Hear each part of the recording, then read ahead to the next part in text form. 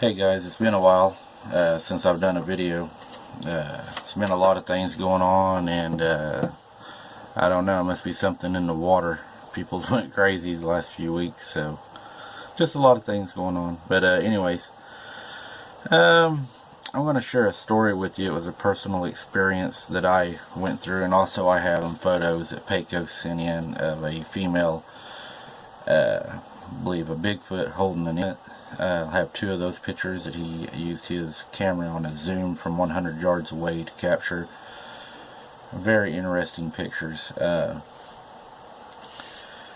One of the things that I experienced, and one of the things that I'll share with y'all, my grandma had told me many times of, the stories that had happened and everything. So there was a lot of things going on at her house at the time, and she wasn't well, and she was being took care of by her kids. I had stayed down there with my mom on occasion because of what had been happening.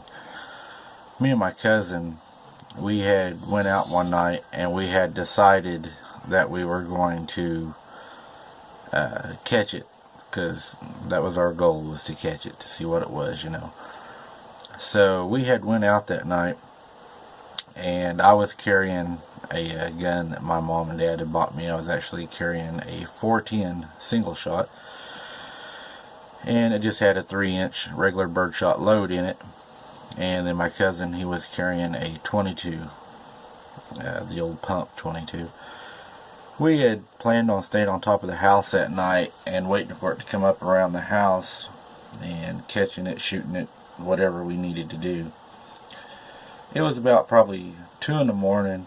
We'd been sitting up on the house hiding. The old shade trees came over the house, and we would sit underneath the shade trees. We were hiding because we knew that whatever it was, and at the time we thought probably Bigfoot, came from the hog pasture. We sat there for a while, and it wasn't long until we saw something crossing the fence. There was an old barbed wire fence that sat at the back, and there's an old pond probably 200 yards from there on the property that joined her property.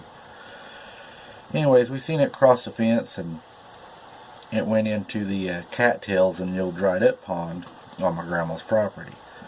Now, this isn't something that's huge like everybody says, 8-9 foot. This is probably 6-7 foot tall, like a stocky built man, walked, on 2 legs. So we went down into the pasture, the hog lot, and we went into the cattails to try to find it. As we were going through them, there was a piece of tin that laid over where the pond drained out, and it was a bridge that Grandpa made. So we went across the tin and then down in. And while we were down there, we thought it had left, and we started to leave, and we heard it walk.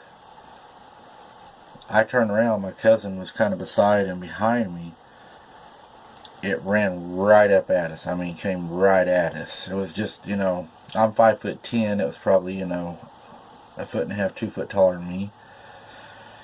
We shot it at point blank range. It did pass us, but it did fall. It fell on the old tin bridge. We thought at the time that we killed whatever this was. We thought Bigfoot. We killed Bigfoot. And we went to go around to shine the lights on it. And when we did go around, it had jumped up, and it ran back up through the tall grass. Now, this is tall pasture. The hog lot's tall at this time. They don't have hogs. And it had ran up behind the old chicken house. Well, it scared us to death. So we ran in and grabbed our parents. They came outside. Whatever it was had crawled back there. And we're like 16 years old at the time. It was growling, and it sounded like running its fingernails down the back of the tin of the building. It was just a sound that you just have to hear. It sounded like like a wounded bear or something. It was a weird sound. But anyways, our parents made us go in the house because, like I said, they'd experienced, a lot of this growing up. And after we were in the house for a short time, it had stopped. And Grandpa, the next morning, he went down and checked, where we'd went. and the cattails were smashed down in a large circle like something had been in there. But, you know, that's pretty much all that happened to that event. Now, you know, I'd stayed at my grandma's before, and I had slept in the room that my mom slept in when she was taking care of her. And she had a bell that she would ring when she needed something. And we heard a bell ring that night, and when Mom went to check on her mom, she was asleep. Whatever this was mimicking the bell ring that my grandma would make to get my mom to go to the bedroom. And we'd found out what it was doing is it could see her shadow through the window because my grandma had a touch lamp that she left on. So whatever it was smart enough to mimic that. Also, I was laying in the bed in the middle bedroom. I had an old air conditioner. The one that had the old wheel in it that spun. The bottom part had rusted, you know, over the years, and I was laying in the bed and it was blowing on me. It was the middle of summer, it was hot. And I was staying there, you know, protecting my mom, my grandma, you know, 16 years old. And it, through the air conditioner where I was laying, was like almost bed high. It tried to say my mom's name. I mean, you could tell it said my mom's name, but it was the weirdest, eeriest sound you'd ever heard. I jumped up, grabbed my 30-30, that's what I had at the time, called my dad. My dad came down, we jumped in his truck, and we drove out to the back of the house and shined his headlights to where the old pasture gate used to be. We saw it running. It was big, you could see the silhouette of it, and I pulled my 30-30 out, put it right at the back shoulders, right between them, and I fired. Of course, Dad got on to me, you know, but I did. I shot. It never missed a stride.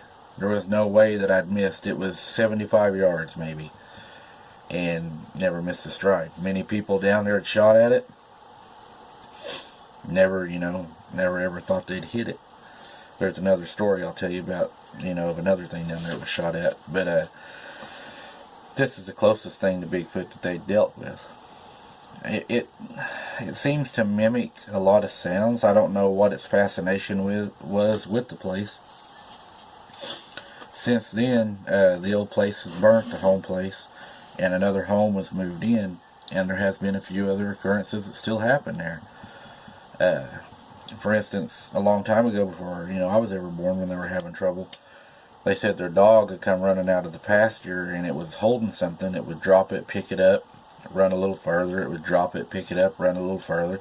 It ended up dropping it in front of the propane tank, and whatever it was caught on fire and burnt to nothing. It even burnt the grass where it had burnt. So that was just a few weird things, you know, that had happened. Peco sent me in some pictures.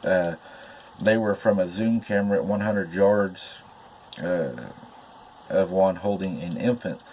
He has talked to me about the birthing grounds. He believes him and another guy have found the birthing grounds where they're at. He asked, you know, me to share this with y'all, so I want to share the pictures at the end of this video.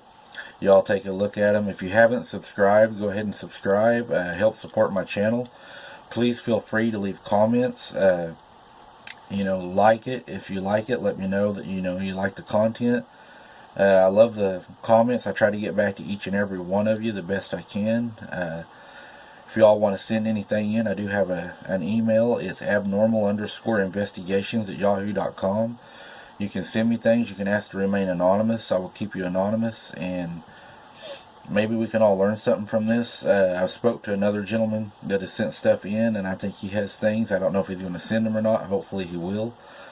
But, you know, just don't forget to like and subscribe and ring the bell, as my son says. And I'll try to get some more videos out. I hope you enjoy these pictures, and it was good talking to y'all. God bless, and stay safe.